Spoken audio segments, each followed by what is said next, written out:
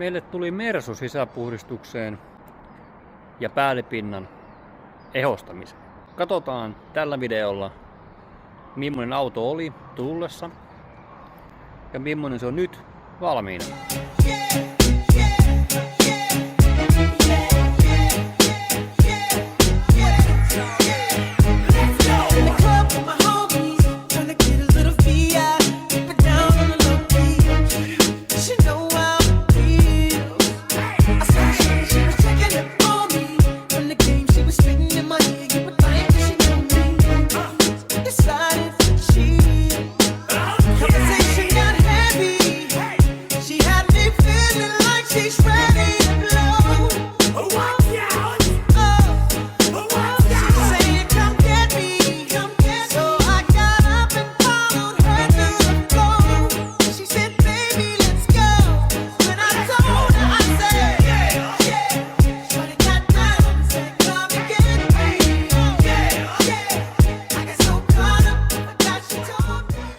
Ja seuraavassa videossa tsekataan tuo maalipinta, millainen se on ollut, mitä me tehtiin sille